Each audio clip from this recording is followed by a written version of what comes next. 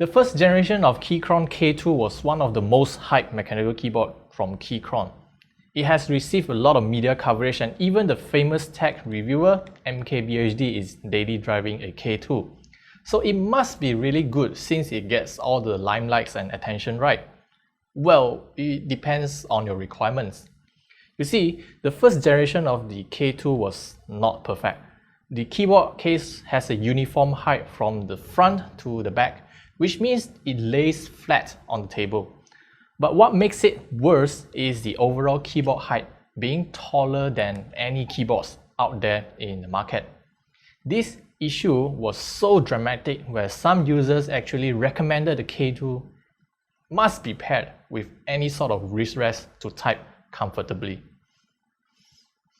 So the K2 version 2 solves this issue by giving the bottom chassis a slanted profile. At least typing on the K2 V2 won't feel that awkward anymore. Apart from that, the K2 V2 also received the new Bluetooth 5 update and got a dedicated caps lock LED light indicator.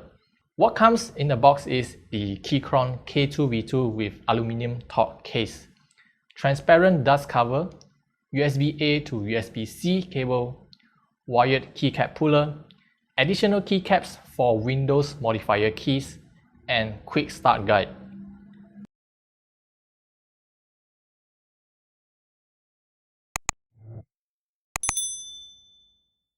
If you're buying from Keychron website, there are a couple of options you can choose for the K2 V2. We are not sure why they removed the PBT keycaps option, else you can just purchase it separately. Then again, if you're buying from Malaysia's official retailers, you will only have the RGB backlight with aluminium frame option. There are 3 switch choices: Gateron Reds, Gateron Blues, and Gateron Browns. The one we have here is the Gateron Blues.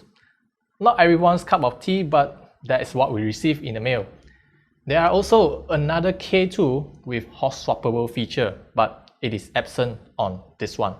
The keyboard is slightly heavier thanks to the aluminium frame. The USB-C connector is located on the left side alongside with the 2 mode switches. One of it serves to toggle between Windows or Mac OS, while the other switch allows you to change between wired mode or Bluetooth mode. I'm not sure why they are including the off as an option, because switching to wired mode supposedly will turn off the Bluetooth. At the bottom, you will find 4 rubber feet and dual angle kickstand. A major upgrade from the K2 version 1, which only has 1 angle. The K2 V2 comes with ABS, single shot, backlight, OEM profile keycaps. In short, they are usable, but it is 2021. Even some cheaply made keyboards in the market already come with double shot PBT keycaps. Keychron should just phase out these keycaps for something else. On board the keyboard's memory contains about 18 types of RGB lighting styles. Pressing the light bulb function key or the function left and right arrow key, you can choose between your favorite lighting effect. The switches are mounted in a north-facing orientation to maximize the RGB lighting effect. So if you're planning to use GMK or Cherry profile keycaps, you can expect interference with the switch top housing. And unfortunately, the RGB lighting is not that bright because of the use of black metal plate. While the stabilizers are factory lube, yes, they are kind of smooth, but they still need some work to make it actually less rattly. Here's a sound test if you are into MX Blues.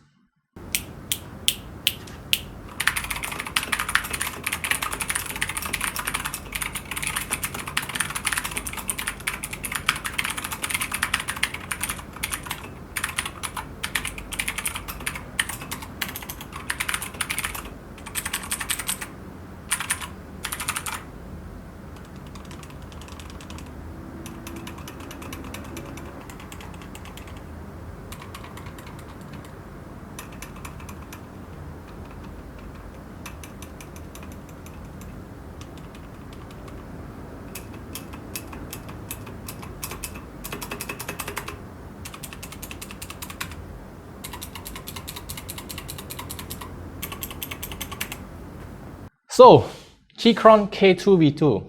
Generally, this is a decent keyboard, but I think it is lacking a lot of features, especially in the year 2021.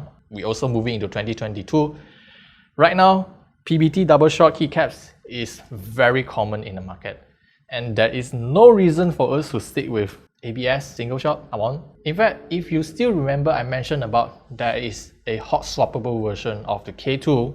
Yes, that would be a better choice right now. As for the price difference between the hot swappable and the K2 V2, you're just paying 30 ringgit extra for the hot swap feature. If you were to ask me like which one should I buy, go for the hot swap version. You will not regret that. So that's all I want to share with you about the Keychron K2 V2. It is a decent keyboard, but somehow it comes at the wrong timing. And yeah, leave your comments down in the comment section below, and I'll see you guys in the next video.